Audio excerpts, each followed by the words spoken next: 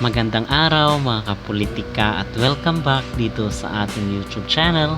In this video is pag-uusapan po natin itong demand ngayon or mga request ng netizen or mga supporters tagahanga ni Sofronio Vasquez na dapat di umano ay bigyan rin po ng cash incentive or cash gift itong si Sofronio Vasquez dahil sa karangalan na ibinigay sa ating bansa. At ito po ang ating tatalakayin at pag-uusapan in this video.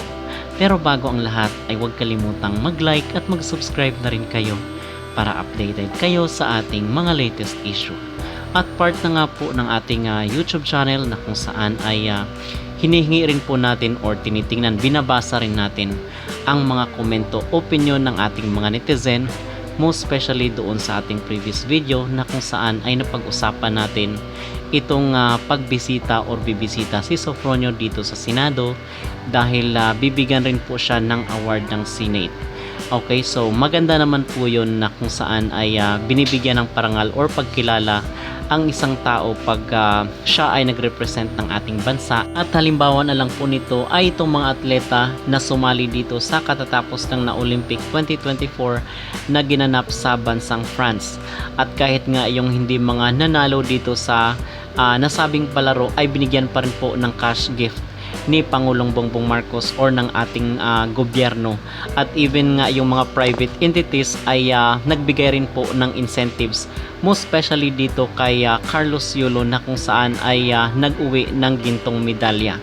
Okay, so karangalan po yung sa ating bansa. And ngayon naman dito kay Sofronio Vasquez kasi hindi maiwasan ng mga netizen at even ako mga kapolitika na ikumpara yung binigay ni Sofronio na karangalan sa ating bansa ay bakit tila silent itong gobyerno sa pagbibigay ng cash incentives or cash gift dito sa ating kababayan na nag-champion doon sa The Voice USA at ang kauna-unahang Asian na nanalo dito sa nasabing singing contest.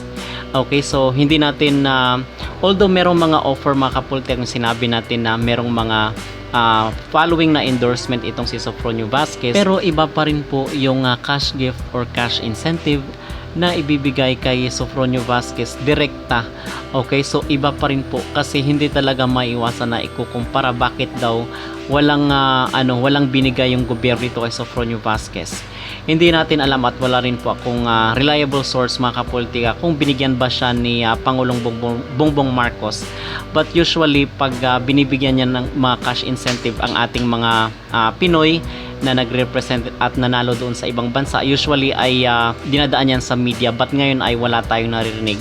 So most probably or malakas ang aking kutob na baka hindi siya binigyan ng cash incentives. Yun lang pagpaparangal at courtesy call dito sa Malacanang. Baka yun lang ang ginawa ng ng administrasyon. And doon nga sa ating previous na post na kung saan ay sinabi natin na dadalaw itong si Sofronio dito sa Senado kasi nagkaroon ng courtesy call itong Senado, especially itong si Jinggoy Estrada, and merong follow-up na post itong si Ma'am Aida na si rin po pala si Chis Escudero, itong Senate President ay magkakaroon rin ng courtesy call dito kay Sofronio Vasquez. So dito naman po sa ating YouTube channel, to be fair naman ay gusto natin na ipanawagan ito yung ating demand or request na dapat na bigyan ng incentives itong si Sofronio Vasquez kasi ito yung napapansin ng mga netizen at yung nababasa natin sa social media, especially doon sa ating mga previous video na kung saan is naririnig natin yung vino-voice out ng mga tagahanga at mga supporters ni Sofronio na at least ay bibigyan din siya kahit papano. Okay?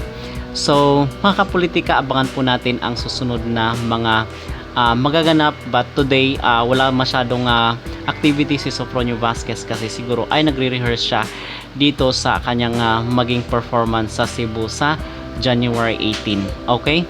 So kung kayo ang tatanungin mga kapolitika, ay deserve ba ni Sofronio Vasquez or dapat lang ba nang magbigay ang gobyerno ng cash incentives dito kay Sofronio?